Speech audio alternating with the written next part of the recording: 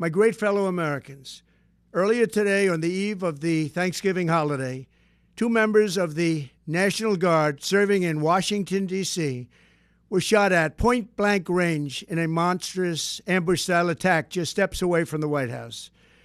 They had been deputized as part of the most successful public safety and national security mission in the history of our nation's capital, the D.C. Safe and Beautiful Task Force, which has achieved an unprecedented reduction in violent crime and crimes of all type. This heinous assault was an act of evil, an act of hatred, and an act of terror. It was a crime against our entire nation. It was a crime against humanity. The hearts of all Americans tonight are with those 2 members of the West Virginia National Guard and their families. The love of our entire country is pouring out for them, and we are lifting them up in our prayers.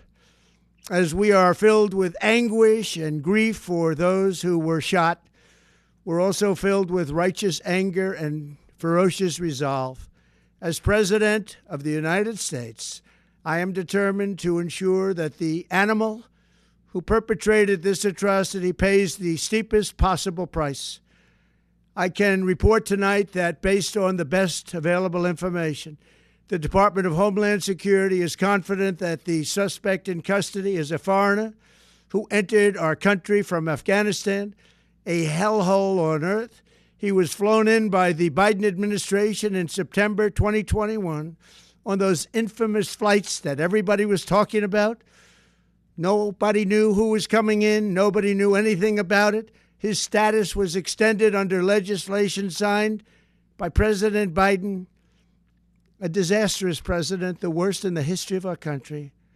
This attack underscores the single greatest national security threat facing our nation. The last administration let in 20 million unknown and unvetted foreigners from all over the world, from places that you don't want to even know about. No country can tolerate such a risk to our very survival.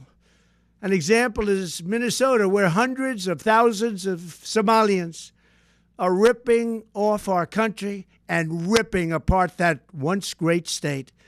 Billions of dollars are lost, and gangs of Somalians come from a country that doesn't even have a government, no laws, no water, no military, no nothing. As their representatives in our country preach to us about our Constitution and how our country is no good. We're not going to put up with these kind of assaults on law and order by people who shouldn't even be in our country.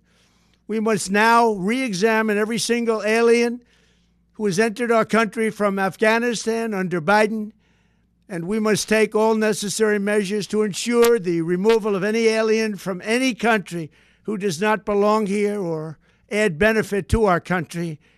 If they can't love our country, we don't want them. America will never bend and never yield in the face of terror. And at the same time, we will not be deterred from the mission these service members were so nobly fulfilling. That is why tonight I can announce that I have directed the Department of War to mobilize an additional 500 troops to help protect our capital city.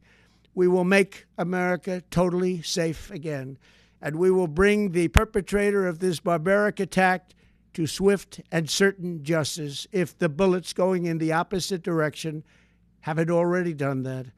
During this time of the year, when we gather at home with loved ones, these 2 patriots were wearing the uniform of our country, patrolling the streets of our capital. They had taken a selfless oath to defend our nation against all enemies, foreign and domestic, and that is exactly what they were doing when they were gunned down in a savage attack. I want to express my extraordinary gratitude to every member of the United States military who is deployed tonight, at home and abroad. I also want to thank the Secret Service and the D.C. Metropolitan Police Department for their work today.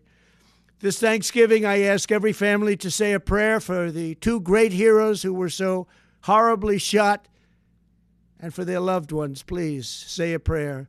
May God bless them and comfort them, and may God bless and protect the United States of America.